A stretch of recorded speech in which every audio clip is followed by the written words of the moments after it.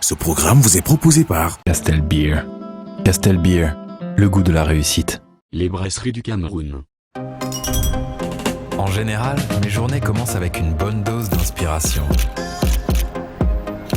Je rencontre, j'apprécie, je découvre de nouveaux talents. En fin de journée, l'inspiration est toujours là. Hey, c'est tout! Et je suis fier de servir cette Afrique qui regorge de talents. Castel Beer, le goût de la réussite. Les brasseries du Cameroun.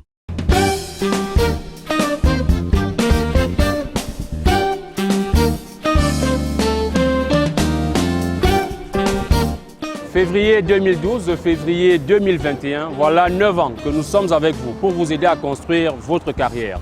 Nous sommes encore aujourd'hui au rendez-vous pour vous aider à travers des profils inspirants à développer toutes vos aptitudes en matière de succès, mais encore vous aider à développer vos compétences personnelles et professionnelles avec nos conseils et astuces que nous n'allons cesser de vous donner. Comment ne pas vous rappeler que cette émission met également en lumière les jeunes qui ont de l'audace dans le domaine de l'entrepreneuriat.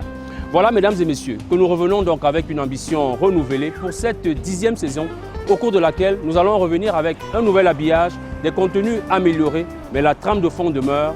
Nous sommes là pour vous aider à construire votre carrière en rappelant les valeurs de travail, de courage et de persévérance. Cette nouvelle édition commence avec le sommaire que signe tout de suite Laurent Bock. Au sommaire de votre magazine, découvrez le nouvel habillage et le contenu de votre magazine Carrière. Dans la rubrique Entreprendre, Frédéric Hebrang, ancien footballeur, nous présente les champions de Kapou, son centre de bien-être pour chiens.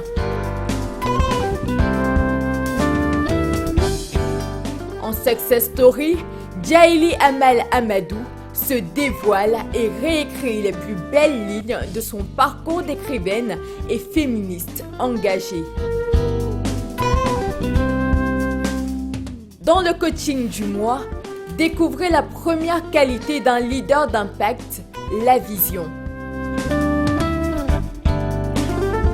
Pour présenter la nouvelle vision de carrière, Bertrand Didier Bouga reçoit Jean-Paul Chomdou, CEO de In and Out et producteur du magazine qui vous aide à construire la vôtre. Si vous nous rejoignez à l'instant, c'était le sommaire de cette édition de Carrière, un magazine spécial aujourd'hui avec un invité que nous allons retrouver dans quelques instants. Jean-Paul Chomdou est producteur de ce magazine et vient parler avec nous de la nouvelle saison. Installez-vous, nous commençons tout de suite.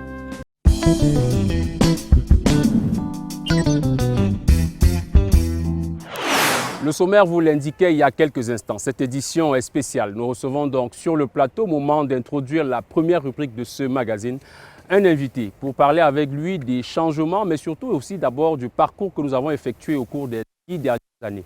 Jean-Paul Chomdou est CEO de In and Out, maison de production de ce magazine. Bienvenue Jean-Paul. Merci Bertrand de votre invitation. D'abord, qu'est-ce qui vous a motivé très brièvement, mais ensuite, quel bilan on peut faire? La petite histoire de carrière commence en 92. Je suis en terminale au lycée classique d'EDA. Un dimanche, à 2 semaines du bac, je me souviens, je vais rendre visite à mes camarades de classe qui révisent et qui préparent le bac. Et je leur pose rapidement la question, mais au fait, que voulez-vous faire après le bac? Et je me rends compte que plus de 90% de mes camarades de classe ne savent pas ce qu'ils vont faire avec le bac, après le bac. Il y en a qui attendent la décision de leurs parents, et il y en a qui attendent les conseils de leur tante ou de leur oncle, et je trouve ça bizarre. Et me naît aussitôt l'idée d'une émission qui a pour ambition d'accompagner, n'est-ce pas, d'orienter les jeunes à l'orientation académique et professionnelle. Exactement, à partir de la classe de seconde. Donc, mais le nom de l'émission, je l'ai créé en ce moment-là, c'est Carrefour Métier. Au fil des années, au fil de mes influences, au fil de mes expériences, Carrefour Métier devient carrière, vous aider à construire votre carrière. Parce qu'entre-temps, vous avez eu un phénomène de féminin, vous avez eu de l'enrichissement illicite, et il y a comme une espèce de perte de valeur. Alors nous nous sommes dit, quel pourrait être notre rôle ou notre contribution? aider les jeunes Camerounais, leur redonner espoir, leur montrer des repères et surtout promouvoir ceux qui ont décidé de se lancer dans l'entrepreneuriat à travers la rubrique initiative. Nous sommes à la 9e année. Quel bilan? Un bilan plutôt satisfaisant. 106 émissions déjà diffusées. Ça veut dire 106 portraits de managers diffusés dans Carrière. Vous les connaissez, ils sont nombreux. Ça veut dire 106 jeunes Camerounais que nous avons promus dans la rubrique initiative. Ça veut dire au moins une cinquantaine de coachings. C'est un bilan totalement satisfaisant, mais c'est un bilan qui nous encourage plutôt à continuer. Merci Jean-Paul Tchomdou. Effectivement, on va pouvoir vivre avec les jeunes entrepreneurs dans cette édition. Vous l'avez dit, on passe d'initiative à entreprendre. De l'idée de projet, désormais, on va mettre en lumière essentiellement ceux qui sont vraiment dans le business. Et le premier à se prêter à cet exercice aujourd'hui est Frédéric Hebgan. Il est promoteur d'un centre d'élevage et d'entretien des canins. Notre équipe est allée jusqu'à Yassa pour le rencontrer. La particularité est que c'est un ancien footballeur qui s'est reconverti. Et aujourd'hui, son business promet. Et donc, nous le mettons en lumière. Entreprendre, carrière.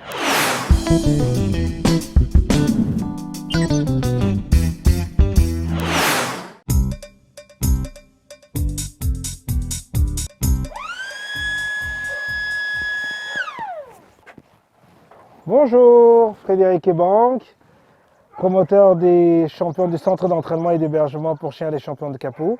Bienvenue chez les champions de Capoue.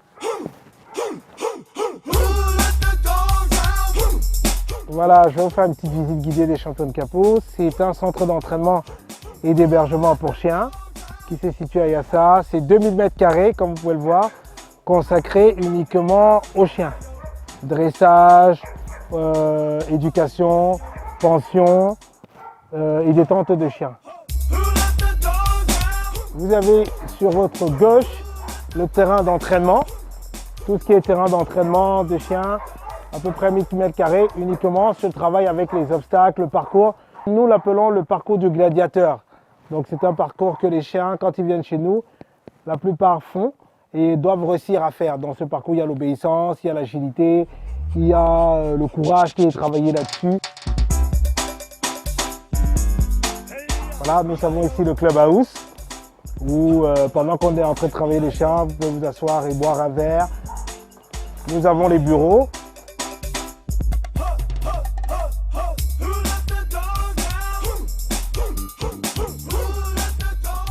Nous avons aussi une infirmerie qui est sur votre gauche. On a une infirmerie. En cas où les chiens ont des soucis, on a une infirmerie. Un vétérinaire qui vient ici tous les vendredis pour tous nos clients et nos pensionnaires. Et là, on va directement au chenil. Au chenil, nous avons un chenil de à peu près 15 box de chiens. Tous ces chiens sont en pension dressage, pension simple. Donc les propriétaires peuvent les laisser en pension dressage, comme les laissent en pension c'est parce qu'ils vont en vacances et tout, ils laissent les chiens. Donc tous ces chiens sont tous en pension. Tout le matériel de dressage est là. Une grande partie laisse, longe et harnais, jouets. C'est ici que ça se présente. Ok, c'est le magasin là-haut. Et on va continuer. Et le matériel se garde aussi ici. Tout ce qui est matériel de mordant, de pantalon de mordant et tout, costume en manchette et tout est là. Tout ce qui concerne le dressage est là, les différentes manchettes par rapport à l'âge du chien, par rapport à sa taille, tout est là. Exactement. Et nous avons ici notre devise, travail, patience et humilité. Yallah. Eh bien mon chien. Oui mon chien. Oui mon chien, c'est bien. Les champions de Capoue, c'est le premier et unique centre d'entraînement et d'hébergement de chiens au Cameroun. On essaye, parce qu'on est une équipe, j'ai une équipe qui travaille avec moi, j'ai une équipe entière, on est professionnels, on reçoit les chiens, on conseille les personnes, on les oriente sur l'achat du chien, sur le dressage de chien, sur l'éducation de leur chien. On n'est pas là pour faire uniquement du chien et de dire attaque, non. C'est tout, on travaille dans la psychologie du chien, on apprend à aimer le chien au client et quand on aime le chien, on arrive à avoir le meilleur de ce chien. Allez, yallah. Allez, hop, hop, hop, hop, hop, on va jusqu'au bout. On va jusqu'au bout, on va jusqu'au bout. Allez, yallah, yallah, yallah. Voilà, gamin. Il y a une autre branche qui est aussi en place, tout ce qui est sécurité, avec une recrudescence de la sécurité. Donc on aide les familles à assurer eux-mêmes leur propre sécurité avec des chiens. Donc on peut leur vendre des chiens et les mettre à disposition des chiens déjà adultes, prêts à l'emploi. Ça fait depuis 2017 que je suis rentré, qu'on a commencé à construire le centre. Tout le monde au départ se pose la question, c'est quoi ça? Depuis quand il y a un centre pour chiens et tout? Et au fur et à mesure, c'est bien accueilli parce qu'on sent que le peuple, les gens en ont besoin. Les gens ont besoin de chiens, les gens ont besoin de sécurité. Le chien, c'est aussi une compagnie. Ça aide à faire grandir les enfants et à responsabiliser les petits enfants dans la maison et tout. Donc les gens, ils accueillent plutôt favorablement. Ça tourne correctement. Les gens nous demandent des conseils pour les vétérinaires. On les oriente chez les vétérinaires. Nous demandent des conseils pour acheter des chiens. On les aide dans le dressage. Tout droit. Viens mon cher. Pourquoi dans le dressage? Déjà parce que je suis un fan inconditionnel de chiens. J'aime les chiens. C'est pas une histoire de... J'aime les chiens. Et j'aime les gens. Donc quand on aime les chiens et quand on aime les gens, j'ai essayé de mettre l'utile à l'agréable pour travailler. Donc j'ai aussi voulu donner un coup de main aux gens, d'assurer eux-mêmes leur propre sécurité et leur montrer l'utilité et, comme on dit au pays, le goût d'avoir un bon chien.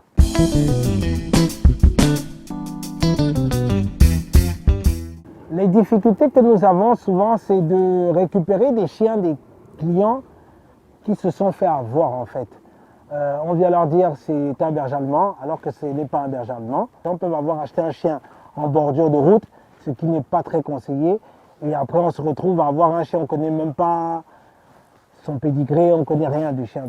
Avec l'État camerounais, je n'ai pas de problème particulier, puisque d'ailleurs je suis camerounais. Je suis encouragé, je suis à leur entière disposition.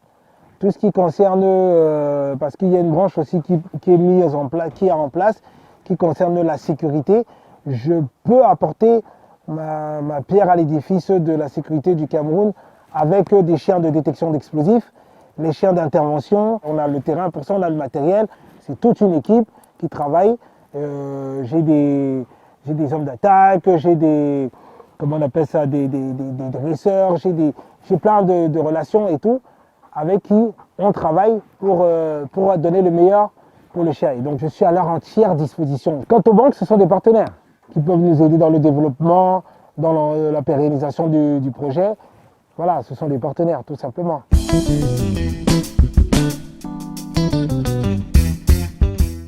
Tout ce que je peux dire, c'est que soyons honnêtes, travailleurs, et les opportunités, on les aura.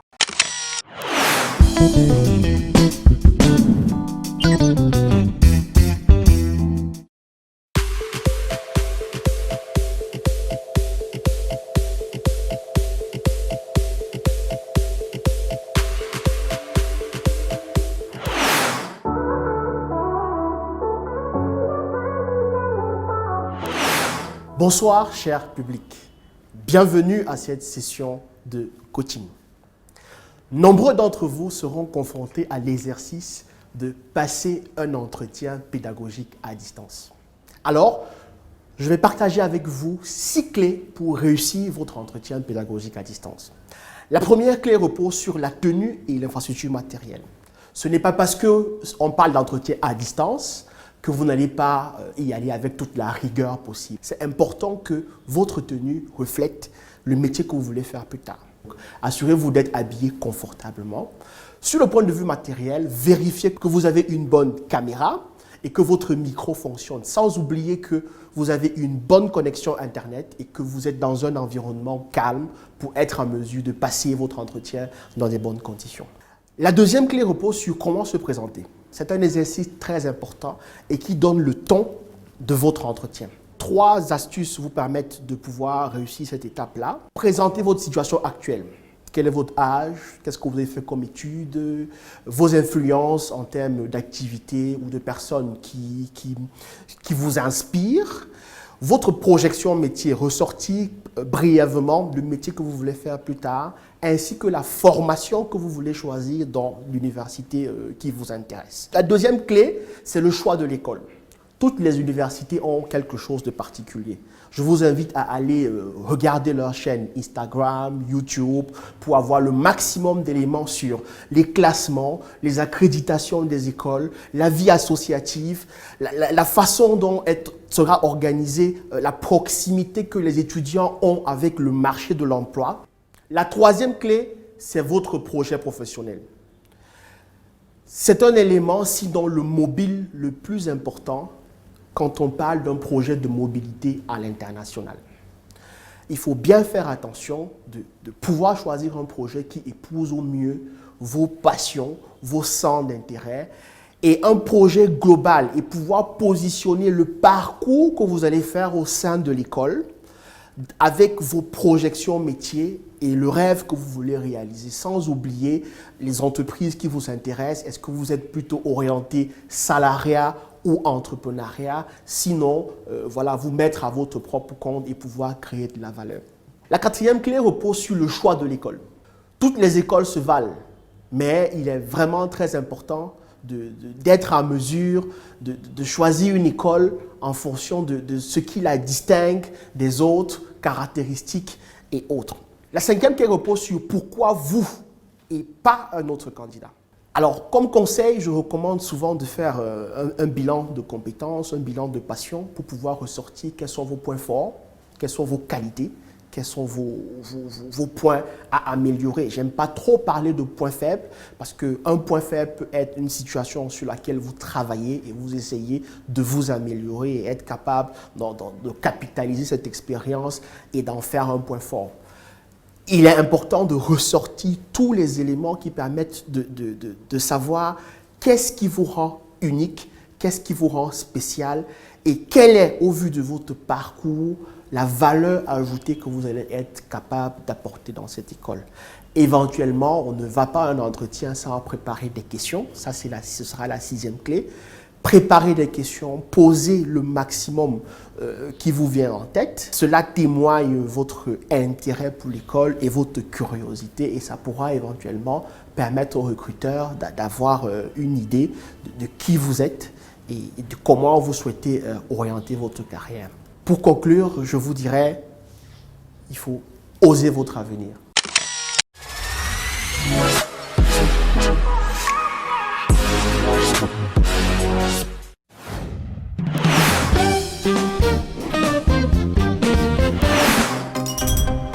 En général, mes journées commencent avec une bonne dose d'inspiration.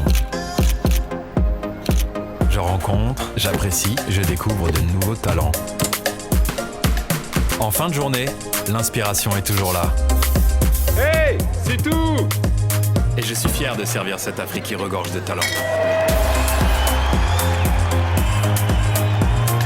Castel Beer, le goût de la réussite. Les brasseries du Cameroun.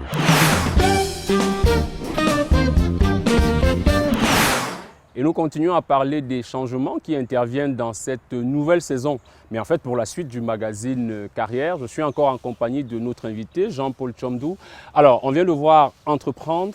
On va bientôt regarder la Success, mais j'imagine qu'il y a d'autres changements qu'on peut annoncer à nos téléspectateurs. Oui, bien sûr, Bertrand. D'autres changements parce que, certes, depuis sa diffusion en février 2012, Carrière s'est toujours fait l'obligation d'intégrer tout ce qu'il y avait comme dynamique et mouvement. Et notamment, à l'époque, déjà, nous avions des enquêtes qui nous présentaient une diaspora camerounaise assez forte, assez dynamique, n'est-ce pas? Et nous avons pensé qu'il faut consacrer cet état de fait. C'est pour ça que toute l'équipe de production a décidé de transformer ce qui était à l'époque comme une enquête qui pouvait être occasionnelle en une rubrique. Et c'est ainsi que la rubrique Diaspora a vu le jour pour pouvoir valoriser cette jeunesse camerounaise dynamique qui fait des choses merveilleuses dans le monde entier, mais qui avaient du mal à revenir les reproduire au Cameroun. Et vous le dites si bien, cette jeunesse, mais ces compatriotes qui nous ont longtemps sollicités, qui veulent eux également, et je parlais d'encouragement, moi je prends plus cet aspect-là, qui veulent également passer dans la carrière. Vous faites bien de dire que ces compatriotes, parce qu'évidemment on va au-delà des jeunes, ces compatriotes qui connaissent l'émission depuis des années et qui pensent que ça peut être une excellente vitrine, plateforme pour eux. Et pour nous, c'est tout bénéf que de pouvoir avoir de la matière et de présenter aux jeunes Camerounais, qui sont la cible principale de l'émission, bien sûr, et de leur dire, on peut commencer là-bas et terminer. Dans tous les cas, c'est ici que les choses se passent. Et notre rôle, notre devoir, notre volonté, c'est d'accompagner tous ceux qui rêvent d'un Cameroun meilleur et qui ont décidé à le construire. Alors, notre ambition demeure effectivement, mesdames et messieurs, nous le rappelons toujours, c'est de mettre en lumière tous les Camerounais, de montrer des parcours parfois atypiques, mais des parcours traçables qui permettent de viser l'excellence, en tout cas de la montrer à tous les jeunes. Et dans ce sens, on a des profils inspirants. Jusqu'ici, on s'est consacré essentiellement à des personnes qui avaient des trajectoires accomplies, mais là encore, on a écouté les téléspectateurs et on prend cela en compte désormais.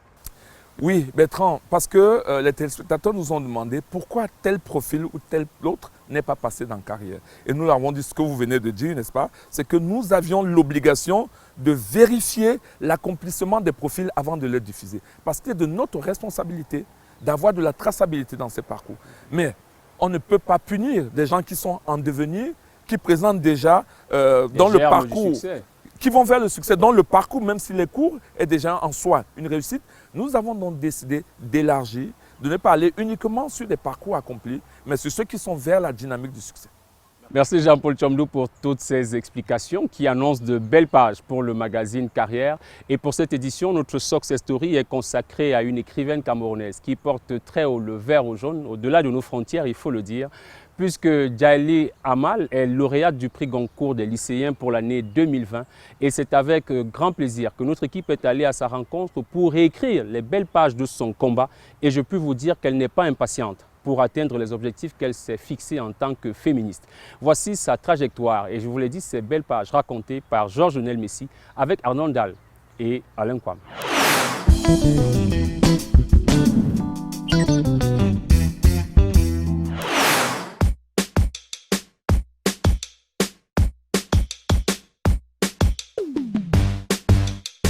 Depuis les regrettés Francis Bébé, Mongo Betty ou Ferdinand Léopold Oyono, elle est à n'en point douter l'auteur qui aura fait vibrer la littérature camerounaise. Mariée de force, à 2 reprises, mon invité en a fait un combat. Pendant un mois entier, elle a tenu en haleine un pays, un continent, curieux de découvrir cette magicienne du verbe qui est parvenue à accéder au Graal de la littérature francophone.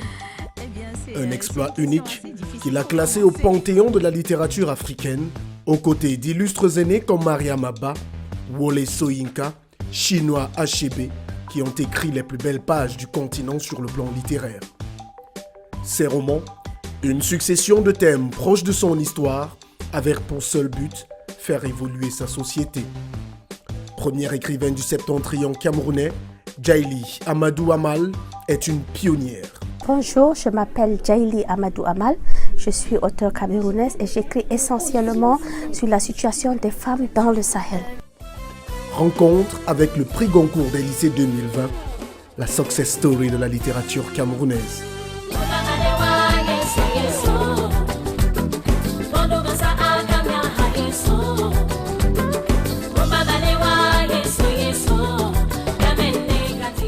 Vendredi 4 décembre 2020, aéroport international de Douala. Mieux qu'une rockstar ou un footballeur de légende arrivé pour la signature d'un contrat dans son nouveau club, c'est à une dame d'exception que la communauté du Grand Nord à Douala réserve un accueil triomphal. Dans les bras de son époux, elle se laisse emporter par l'émotion et coule des larmes face à tant de reconnaissance et de bonheur. Finaliste du prix Goncourt, la plus prestigieuse distinction de la littérature francophone, Djaïli Amal Amadou est revenue au Cameroun avec le Goncourt des lycées. Une consécration pour celle qui incarne aujourd'hui la voix des femmes du Septentrion. Ce concours-là, il est pour tous les Camerounais.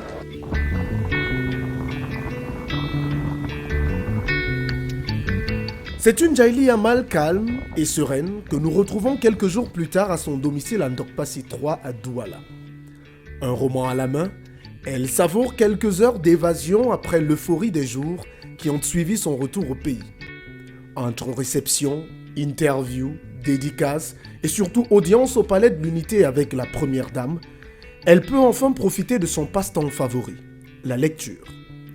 Le livre fait partie intégrante de la vie de cette dame âgée de 45 ans.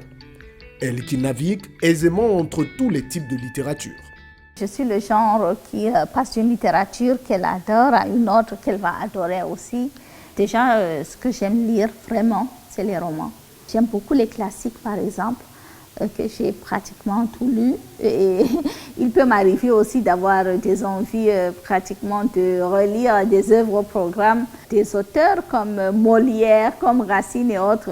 Un roman quand même qui m'a particulièrement touchée, c'est Une si longue lettre de Maria Maba.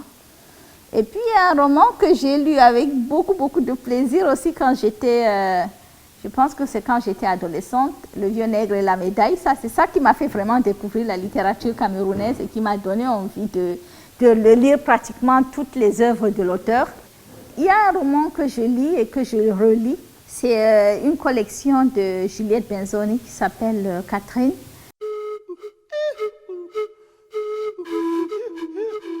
C'est en 1975 que voit le jour Djaïli Amal à Maroua dans la région de l'extrême nord. Fille d'un professeur de lycée et d'une égyptienne, la jeune fille, frêle et timide, grandit dans un cocon familial où l'amour et le respect des traditions sont les maîtres mots. J'ai grandi dans une grande maison avec une grande famille. Mon père était un homme très aimant, très ouvert, professeur de lycée. Ma mère est égyptienne, très maman égyptienne, maman arabe avec des règles hyper strictes. À côté de maman, il y avait ma tante paternelle, la sœur de papa, qui n'avait pas d'enfants et qui immédiatement nous prend pour ses enfants et refuse tout mariage pour pouvoir nous élever également. J'étais une petite fille plutôt timide avec un grand trait de caractère assez fort qui a compris très rapidement qu'elle était trop frêle et qu'il fallait qu'elle s'entoure des gaillards pour pouvoir la protéger en quelque sorte. Entourée, surprotégée par l'amour de sa mère et sa tante paternelle, Djaïli prend ses marques dans la vie. Entre deux jeux au quartier Bar-Marie, le quartier de son enfance, la jeune fille se réfugie très tôt dans sa passion, la lecture. J'étais plutôt une fille aussi qui aimait grimper aux arbres, qui a aimé lire très jeune. J'étais prête à tout pour trouver des livres, y compris à escalader le mur de l'église catholique pour en trouver. Donc, je pense que j'ai baigné dans les livres très tôt, si je peux vraiment définir. Et j'ai passé mon temps tout simplement à lire. C'est d'ailleurs là que la jeune fille entame sa scolarité. Élève moyenne, elle réussit sans difficulté à franchir le primaire. Pour Djaïli, les difficultés commencent au secondaire. Harcelée par un de ses enseignants, elle redouble la classe de 5e. Il y a un deuxième professeur qui m'a marqué hyper négativement, je tairai son nom. Ce professeur-là, il m'a harcelé pratiquement en classe de 5e et m'a fait redoubler ma classe de 5e parce qu'il passait son temps à me mettre dehors. Et tout simplement parce que ma tête ne lui plaisait pas. Et à la fin, il a dit à mon père, qui est venu, que votre fille, en fait, il faut l'envoyer en mariage parce qu'elle n'est pas faite pour les études. En classe de 5e, j'avais à peine 12 ans. Si j'ai un message à passer aux jeunes par rapport à ça, peut-être qu'il y a des enfants qui écoutent et tout ça, n'hésitez pas, quand il y a ce genre de situation, d'en parler aux parents. On ne sait jamais. On a toujours, quand on est à l'école, des professeurs qui vous marquent positivement, des professeurs qui passent pratiquement inaperçus, mais d'autres qui peuvent vous marquer négativement et qui peuvent même vous créer des problèmes. N'hésitez pas à parler à vos parents, à en parler aux directeurs, aux conseillers d'orientation et autres, pour pouvoir trouver des solutions à ça.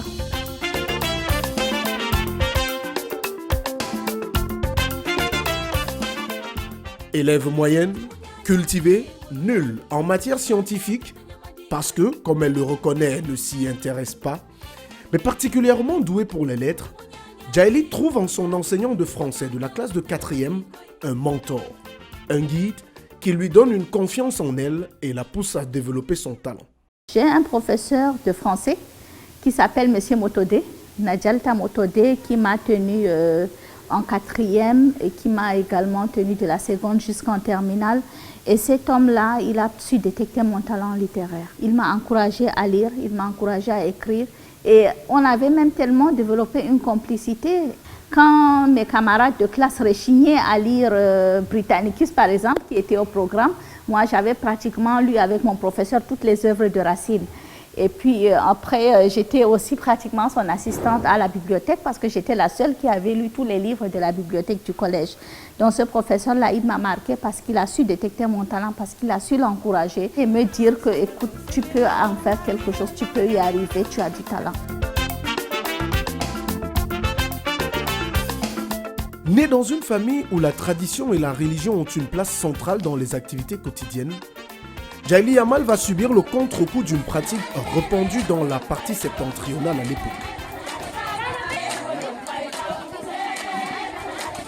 1992. Élève en classe de 3e, tout juste titulaire de son brevet d'études de fin de premier cycle BEPC, Djaïli a 17 ans. L'âge où l'on commence à nourrir des projets pour l'avenir. Rêvant à de longues études, elle est contrainte de se marier.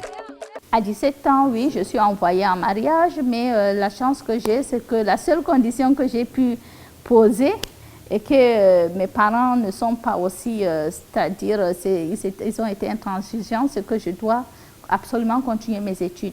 Je venais d'avoir mon BEPC, je ne voulais pas me marier, évidemment.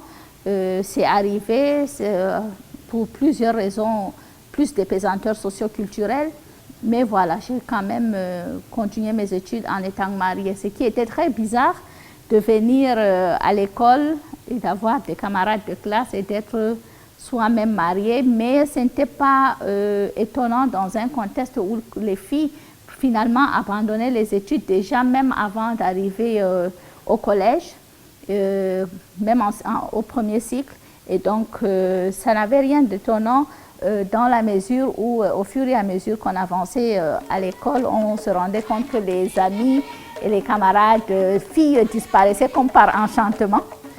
Si nous étions, je peux dire, une trentaine, au cours moyen 2, avant que je n'arrive en seconde, il n'en restait plus que 5 au plus. J'avais rapidement pris conscience qu'il y avait quelque chose qui n'allait pas, personnellement. Mais c'était aussi très très difficile de pouvoir l'exprimer comme ça parce que j'étais dans une société où c'était normal en fait. Tout le monde allait en mariage et tout ça. Et donc du coup j'étais un peu l'extraterrestre, descendu on ne sait de quelle planète et qui s'indigne de ce qui est et ce qui semble normal pour toute la société en fait. Je pense que c'est mon rapport aux livres qui m'ont rapidement fait prendre conscience de cette situation-là. Excusez-moi, mais je viens vous parler de ma femme, car j'ai vraiment marché, je n'ai pas vu une femme comme elle. Après 5 ans de vie commune, Djaïli décide de reprendre sa liberté en 1998. Mais pas pour longtemps. Elle se remarie dans la foulée tout en poursuivant ses études. Elle enchaîne alors une formation en action commerciale. Désireuse de s'épanouir, elle va faire l'expérience des violences faites aux femmes dans ce deuxième foyer. Privée de sortie, elle doit mettre en berne ses rêves jusqu'au jour où elle dit « stop ». Déterminée à reprendre sa vie en main, elle divorce une deuxième fois et quitte Maroua pour s'installer à Yaoundé. Elle fait alors le dur apprentissage de la liberté et de l'autonomie. La difficulté, c'est d'arriver dans une ville où, évidemment, pour me punir, mon époux me coupe les vivres. Il kidnappe mes filles et puis pour moi c'est relever la tête et se reconstruire. Relever la tête dans le sens où je n'ai jamais pris un taxi de ma vie. Je faisais toujours, j'arrêtais les dépôts uniquement et après je me suis rendu compte que financièrement ça ne pouvait pas donner. Je n'ai jamais payé une facture de ma vie, je n'ai jamais travaillé, on dirait ça comme ça, je n'ai jamais eu une liberté de pouvoir me prendre en charge moi-même. Ça, c'est une expérience à la fois intéressante et très, très difficile. Mais quoi qu'il en soit, dans la foulée, quand même, je savais que je n'avais qu'un seul ou un objectif qui était quand même pour moi le plus important, ce qu'il fallait absolument que je publie. Publier pour être une voix, publier pour dire ce qu'il y avait à dire. Donc pour ça, dès le départ, je savais que c'était ce que j'avais à faire. Et puis, quand on quitte tout, quand on part, quand on dit, on laisse tout tomber, non seulement son foyer, mais les enfants aussi en quelque sorte qui sont kidnappés par leur père, la famille qui n'est pas tout à fait d'accord avec les choix qu'on fait, la société tout entière qui a un regard plutôt négatif. En ce moment-là, je ne pense pas qu'on ait un autre choix que de réussir. Je m'adresse à tous les hommes qui ne savent pas valoriser leurs femmes. Djaïli a un rêve, devenir écrivaine en faisant publier un manuscrit qu'elle traîne avec elle depuis 1995. Un manuscrit rédigé et terminé à l'époque de son premier mariage. Véritable rat des bibliothèques, elle écume les librairies et espaces de lecture de la ville. Elle y fait alors une rencontre qui s'annonce déterminante pour la suite de sa carrière. Je vais dans une bibliothèque un jour, dans une librairie. Et ce jour-là, je rencontre une dame, on discute, elle est très gentille. Et puis, je lui dis, vous savez, j'écris, je suis très intéressée par la littérature et j'ai un manuscrit. Et là, elle me dit, ah bon, vous avez un manuscrit? Écoutez, j'ai mon ami qui s'appelle Pabé Mongo et qui a un atelier d'écriture, qui a un mouvement aussi. Est-ce que vous voulez le contacter? Je vous donne son contact. Et bien sûr, j'ai dit oui immédiatement. J'ai appelé Pabé Mongo un jour, il m'a donné rendez-vous. Je suis allée avec un manuscrit. C'est un monsieur tellement gentil, un papa, il est très sage et tout. Il me regarde, il me dit, écoute, raconte-moi, dis-moi ton histoire. Et là, je m'effondre pratiquement en larmes dans son bureau. Et voilà, et à ce moment-là, j'entre donc dans ces ateliers d'écriture qui s'appellent l'Anolika. Et c'est comme ça donc que je démarre des ateliers d'écriture avec Pabé Mongo, avec plusieurs autres personnes qui sont devenues quand même des personnes très importantes dans ma vie. Chantal Bonono qui était là, qui est une grande amie, Hervé Madaya qui est écrivain, qui est un grand ami à moi aujourd'hui, François qui est même mon éditeur, je le rencontre aussi là-bas. Je la rencontre au début des années 2010. Et donc, c'est une jeune fille qui a un manuscrit. À l'époque, c'était le manuscrit qui s'appelait Hollandais, l'art de partager un mari, qui a été réédité et qui aujourd'hui même figure dans l'enseignement du français pour anglophones au Cameroun. Donc, qui est entré dans les livres scolaires. C'est une dame qui a une vocation, qui a sa plume et qui a une passion pour l'écriture. Et donc, nous, on a eu peut-être la chance de l'accompagner et de travailler avec elle. Bon, voilà, les choses ont avancé très positivement et maintenant son talent arrive à exploser aux yeux du monde et montre que peut-être ici, localement aussi, il y a beaucoup d'autres choses, beaucoup de bonnes choses qui peuvent aussi être révélées.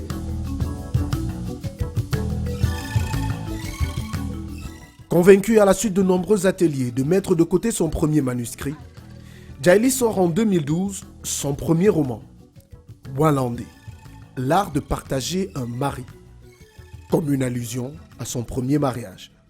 Il décrit tout simplement la condition des femmes dans le Sahel, la polygamie, ce que ressentent les femmes quand elles le vivent. Pour le titre, évidemment, j'ai voulu faire un peu ironique, mais n'allons quand même pas sur les préjugés. La polygamie existe dans toutes les régions du Cameroun, et puis elle n'est pas spécifique au Grand Nord.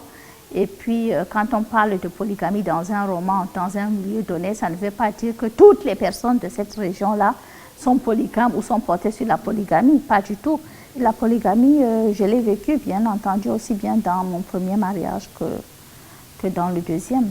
Je pense que, aussi bien quand je parle de mariage précoce et forcé que quand je parle de polygamie, les personnes, d'une manière un peu pernicieuse, je dirais ça comme ça, ont tendance à faire le rapprochement avec moi ou ont tendance à vouloir absolument que le livre soit autobiographique. Tous ces romans ne sont pas autobiographiques. Je parle des thèmes qui me tiennent à cœur, je parle des conditions des femmes et tout simplement.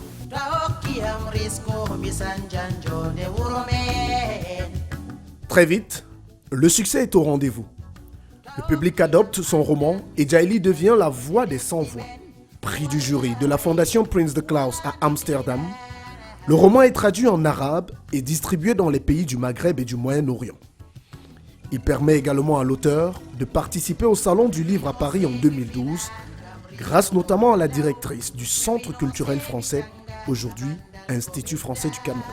C'est mon premier roman et il a Il a immédiatement un accueil très intéressant auprès du public, auprès des médias, auprès des institutions également. Je publie hollandais, je décide de faire marche arrière, retour à la case départ, retour à ma ville natale. Je vais donner une dédicace et puis je vais dire ce que j'ai à dire, tout simplement. J'organise la dédicace, évidemment avec le ministère de la Culture. Et puis j'invite le gouverneur, il lit le roman d'une seule traite et puis il décide de venir pour soutenir voilà, le fait que ce soit quand même, que je sois la première femme du Septentrion à être romancière, à sortir quelque chose qui parle aussi de la condition des femmes. Et puis ensuite, dans la foulée, il y a l'ambassade des États-Unis qui était là et des membres qui viennent, qui écoutent et qui décident directement de me mettre dans le programme IVLP, c'est International Visitor Leadership Programme. C'est un programme tout simplement de leadership, de formation en leadership aux États-Unis, où on m'envoie. Et puis pour le Salon du Livre de Paris, l'Institut français a été quand même l'un de mes partenaires dès les débuts, l'un des institutions qui me suivent le plus. Quand donc j'ai sorti ce roman, immédiatement, l'Institut français du Cameroun m'a proposé pour un programme de l'ambassade de France, évidemment. Et voilà, j'ai été l'écrivaine sélectionnée pour participer à ce premier salon du livre de Paris. Et voilà, tout est parti de là. La presse qui me surnomme la voix des sans voix, que je m'efforcerai pendant ces 10 dernières années à tenir et à respecter. L'art de partager un mari. La mangeuse d'âme. En 2014, Djaily Amal publie son deuxième roman, Mystirijo, La mangeuse d'âme. Son succès et sa notoriété commencent à traverser les océans. Le troisième roman, Mounial, Les larmes de la patience, paru en 2017, finit d'installer l'écrivaine dans le cercle très fermé des plus grandes plumes camerounaises. Prix Orange du livre en Afrique, sélectionné par l'Alliance des éditeurs, Mounial devient une référence littéraire sur le continent. Je suis membre de l'Alliance des éditeurs indépendants. Dans l'Alliance des éditeurs indépendants, c'est un réseau de plus de 300-400 maisons d'édition dans le monde. Et donc, c'est des éditeurs indépendants qui partagent un peu les meilleurs succès. Et donc, il est demandé à chaque éditeur qui a un livre, qui a un potentiel, de le faire diffuser. Donc, notre vocation, c'est de faire diffuser de la littérature. Il y a une sélection qui s'est faite. Et donc, Mounial a été le premier roman choisi pour être diffusé en Afrique et dans une dizaine de pays. Et donc, c'est comme ça que l'aventure Mounial commence. Le roman Mounial obtient le prix de la presse panafricaine au Salon du Livre de Paris en 2018. Ensuite, il obtient le prix Orange du Livre en Afrique. Et puis, il est sélectionné pour faire partie de l'Alliance des éditeurs indépendants dans la collection Terre solidaire, donc une coédition sur 10 pays africains. Depuis la naissance, on a entendu que ce mot Mounial, qui veut dire, donc, patience, accepte tout, soumets-toi, mais surtout sans te plaindre. Et donc, j'ai beaucoup aimé lire dès l'enfance et je me suis dit que par le biais de la littérature, je pouvais faire entendre ma voix, dire tout haut ce que toutes les autres femmes pensent tout bas et être leur voix.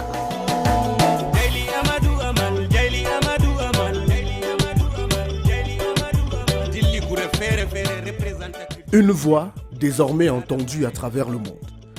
En 2020, Mounial, Les larmes de la patience est réédité en France. S'ouvre alors une page décisive dans la carrière de Djaily Amal Amadou qui va la conduire jusqu'au Goncourt.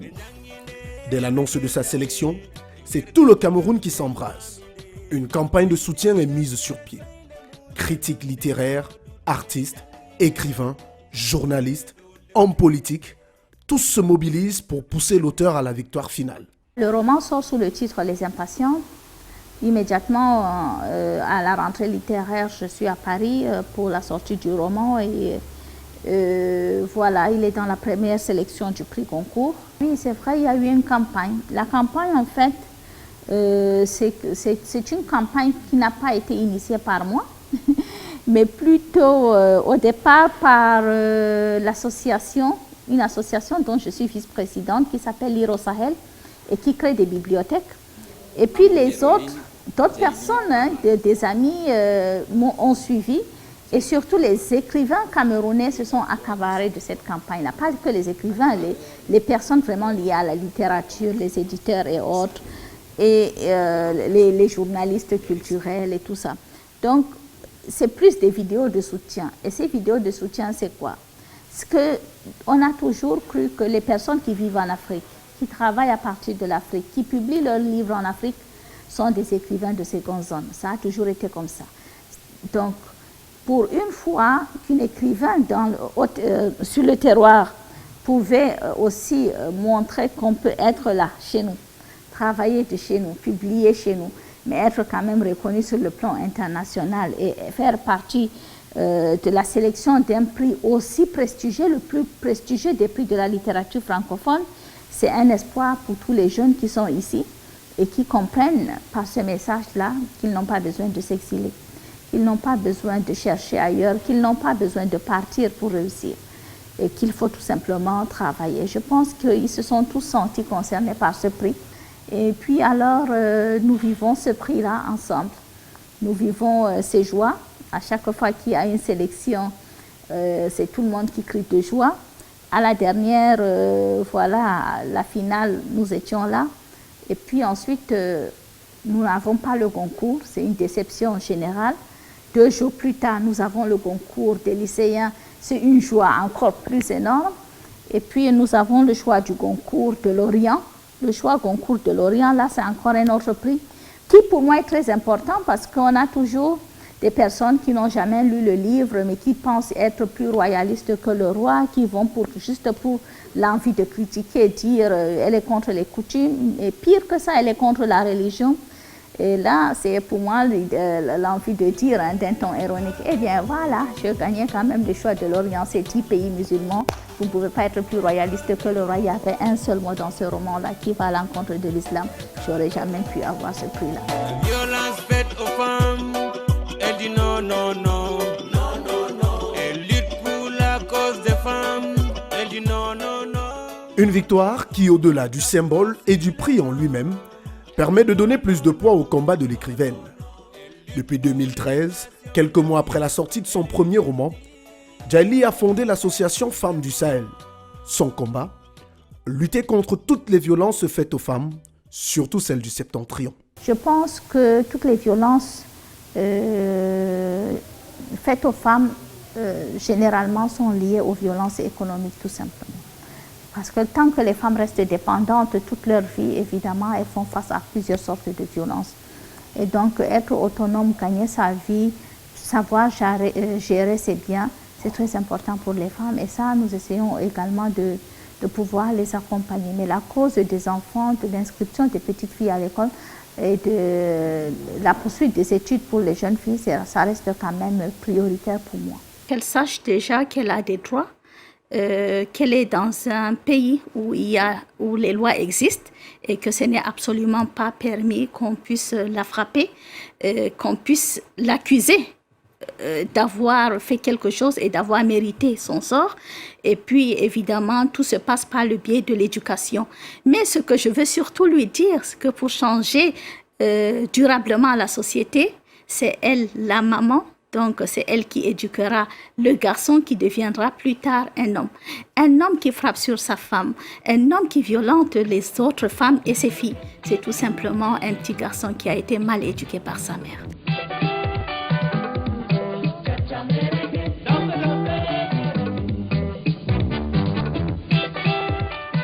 En outre, celle qui s'est forgé un nom et une place dans la société grâce à la lecture, ambitionne aujourd'hui transmettre sa passion pour le livre à ses cadets.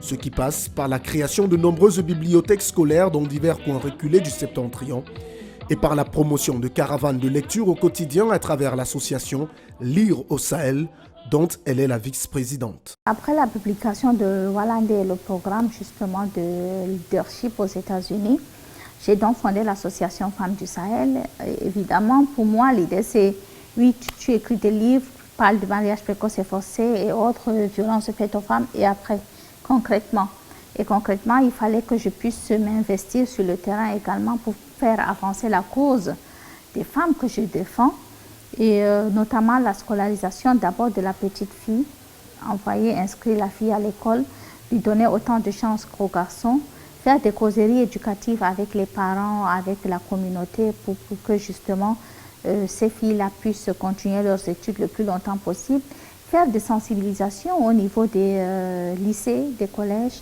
pour que les filles sachent comment se prémunir des violences, sachent comment se protéger des mariages précoces et forcés, sachent l'importance pour elles de continuer leurs études le plus longtemps possible, mais également d'avoir un diplôme pour pouvoir être autonomes. Et puis créer des bibliothèques pour pouvoir mettre à la disposition des enfants dans le milieu rural, dans le septentrion camerounais, des livres, tout simplement. Je pense qu'un enfant qui ne lit pas, c'est un enfant qui ne rêve pas. Un enfant qui ne rêve pas ne peut pas avoir d'ambition.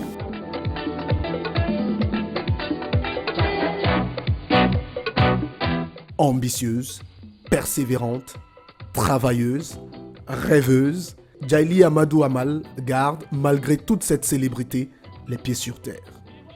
Un équilibre dans sa vie professionnelle et son foyer grâce à la présence omniprésente et protectrice de sa famille.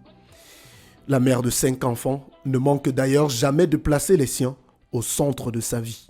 Ma famille a la première place dans ma vie, tout simplement, la première. Et ça, ce n'est pas négociable, ce n'est pas discutable. Donc j'ai ma maman qui est à Maroua, que je continue évidemment le plus possible d'aller voir. J'ai des frères et sœurs.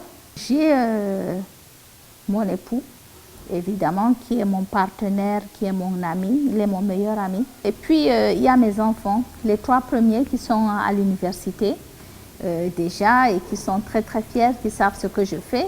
Et puis j'ai les 2 petits, j'ai les enfants, les filles d'un premier mariage également de mon époux. Donc nous sommes quand même une famille épanouie, une famille équilibrée et une famille qui prend le temps, malgré les occupations de papa, de maman et autres, de pouvoir quand même passer du temps avec les enfants et faire des choses importantes avec eux.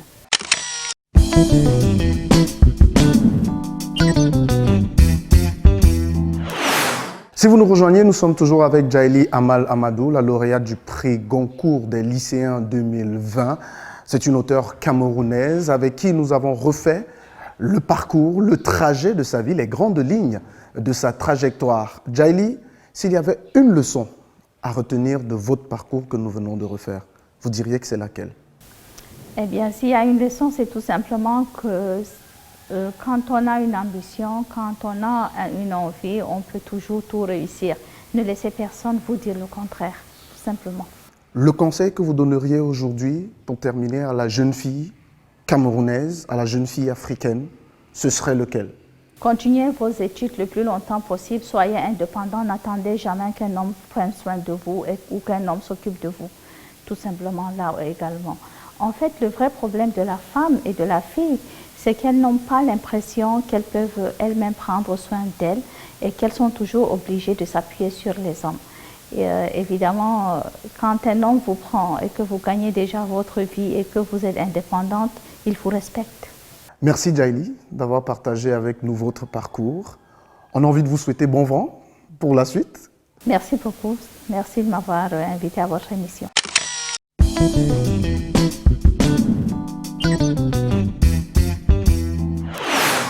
Alors Jean-Paul Tchomdou, puisque je vous ai sur le plateau, je n'ai pas souvent eu l'occasion d'avoir votre avis sur des success stories que nous avons diffusées. Et là, cette écrivaine combattante, c'est une femme en plus qui, comme on l'a dit, a un prix international, ce n'est pas le premier non plus. Elle fait notre fierté et c'est ça les valeurs, les trajectoires que nous voulons montrer dans Carrière. Exactement Bertrand, c'est avec beaucoup d'humilité, mais de fierté également, que nous regardons ce genre de parcours.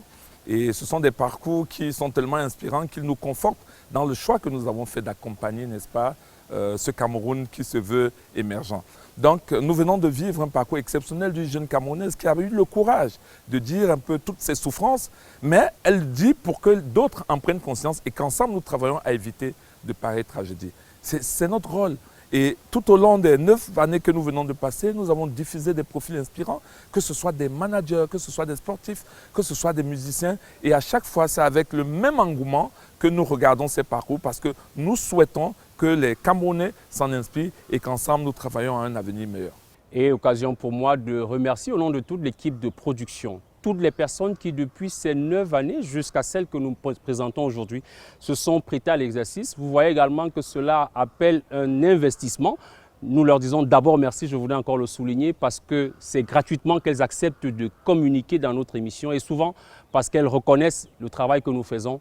Quand elles n'ont pas accepté de s'ouvrir à d'autres personnes, notamment sur des pans personnels de leur vie, elles le font de la carrière, mais toujours dans l'objectif d'inspirer travail, courage, persévérance à toute la jeunesse, à tous les Camerounais qui doivent réussir. Et je parle donc d'investissement, Jean-Paul Tchomdou, je me retourne vers vous. Produire, c'est-à-dire aller vers les invités, mettre du matériel, avoir des espaces en télévision, faire fonctionner cette petite entreprise qui est In and Out, cela demande des coûts. Et là aussi, il faut des annonceurs pour suivre, comme on dit dans votre domaine qui est la publicité.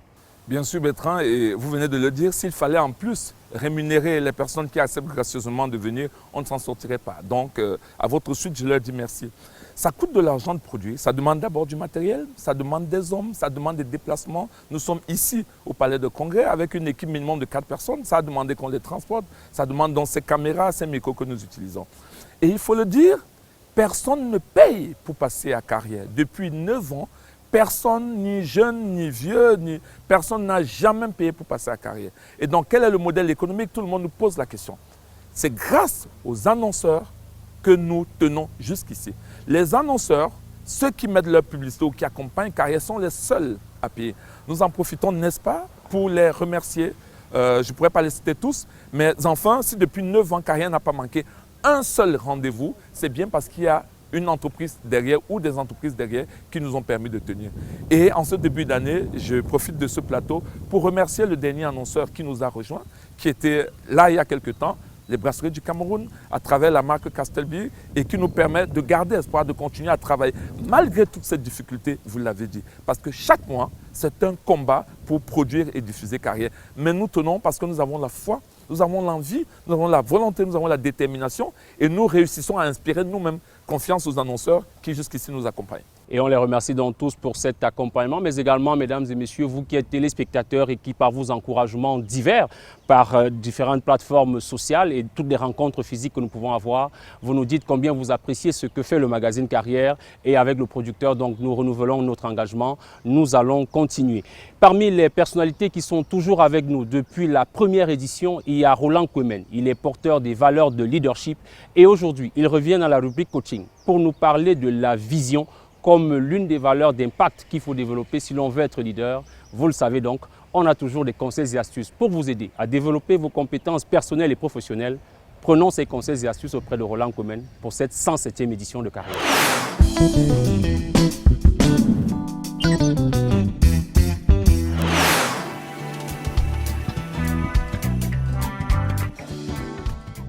Bienvenue à la rubrique coaching. Nous parlerons des 10 façons d'agir en champion ou alors les 10 qualités d'un leader d'impact. Pour cette édition, nous parlerons de la vision. La vision ou la découverte de notre vision est ce qui caractérise le mieux les leaders d'impact. En effet, plus large est la vision, plus étroite est la parole, plus rapide est l'action. Car toute vision inspirante pousse véritablement à l'action. Cependant, l'action sans vision n'est qu'un cauchemar. Or, la vision sans action aussi n'est qu'un rêve. La vision s'apprécie en termes d'imagination. C'est par les aptitudes à rêver et un peu de courage et de volonté que le leader fait en sorte que son idée devienne une réalité. En effet, la vision nous permet de nous inspirer du passé, de mieux comprendre le présent, mais surtout de nous projeter et d'imaginer et d'inventer le futur. Alors, comment découvrir notre vision? 1. Nous devons développer notre conscience de nous-mêmes. Il est nécessaire de bien nous connaître, de bien connaître les valeurs, les talents qui définissent et surtout notre propre connaissance, intuition. En 2, nous devons retrouver les désirs et rêves laissés de côté au fil de notre vie. C'est le moment de prendre le temps de nous retrouver, de nous projeter, d'identifier l'impact significatif qu'aurait la réalisation des 10 rêves dans notre vie. En 3, nous devons tenir notre esprit pessimiste à l'écart. Au moment de découvrir notre vision de vie, ne laissons pas la place à la limitation. N'ayons pas peur, évitons de douter, mais surtout, nous devons croire à nos capacités intrinsèques qui feront de nous des leaders d'impact. Et en 4, nous n'arrêtons pas de considérer le comment à ce stade. Le comment, réaliser notre vision, est une étape successive à la découverte de celle-ci. Pour garantir une vision ambitieuse et motivante pour nous-mêmes, il est important de ne pas perturber notre réflexion stratégique avec des conditions de faisabilité. Enfin, nous devons laisser notre vision éclore et la mettre en forme, en utilisant les techniques de visualisation pour préciser notre vision, en formulant et en demandant comment serait notre vie sans cette vision-là. Nous devons nous projeter et vivre ces moments, puis noter toutes les pensées qui ont traversé notre esprit. En conclusion, avoir une vision n'est rien d'autre qu'un projet fou, la définition d'un idéal à atteindre ou à vivre dans 10, 20, voire 50 ans. Chers leaders, je vous invite de passer de la motivation à l'action. Alors, avec ces conseils et astuces de la rubrique coaching que vient de dérouler Roland Commen, nous allons allègrement vers la fin de cette édition de votre magazine.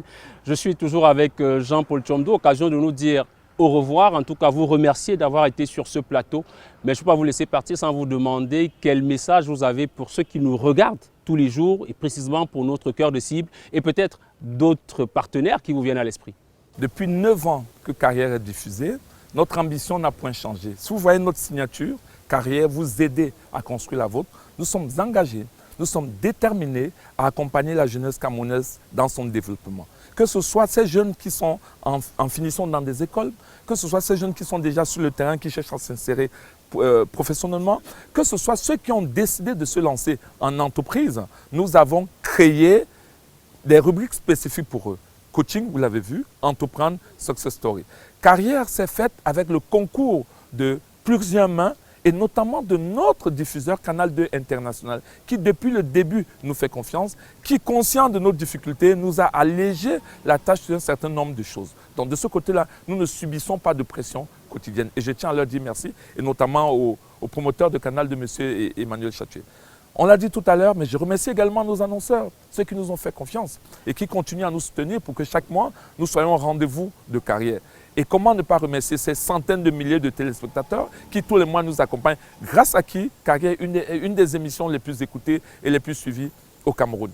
Notre engagement demeure. Nous allons travailler quotidiennement, non seulement à respecter le rendez-vous, mais à donner de meilleurs programmes encore, à rechercher des profils toujours les plus inspirants et les plus rares, à accompagner tous ces jeunes qui ont décidé de se lancer dans des initiatives ou dans leurs propres entreprises, parce que vous le savez, et nous en sommes convaincus, l'entrepreneuriat est certainement une des voies de salut pour la jeunesse camerounaise. Nous allons continuer à faire notre job et je termine avec mes remerciements vis-à-vis de l'équipe que vous incarnez ici, à tous nos cadreurs, que ce soit Francis, que ce soit Arnold, que ce soit l'autre réalisateur Alain Kwam ou le chef d'édition Lionel Messi. C'est grâce à cette équipe que tous les mois, depuis 9 ans, nous respectons le rendez-vous. L'engagement est pris, nous allons continuer à jouer notre rôle. Merci Jean-Paul d'avoir accepté d'être sur ce plateau. L'équipe a choisi de vous faire venir pour parler avec nous de la nouvelle ambition sur les fondements qui demeurent. Nos valeurs ne changent pas, nous continuons. Prenez rendez-vous dans un mois sur votre chaîne de télévision pour la prochaine édition de Carrière. Celle-ci était la 107e. Elle inaugure la nouvelle saison. Mesdames et messieurs, bonsoir. Ce programme vous a été offert par Castel Beer. Castel Beer, le goût de la réussite. Les brasseries du Cameroun. En général, mes journées commencent avec une bonne dose d'inspiration. Je rencontre, j'apprécie, je découvre de nouveaux talents. En fin de journée, l'inspiration est toujours là. Hey, c'est tout! Et je suis fier de servir cette Afrique qui regorge de talent. Castel Beer, le goût de la réussite. Les brasseries du Cameroun.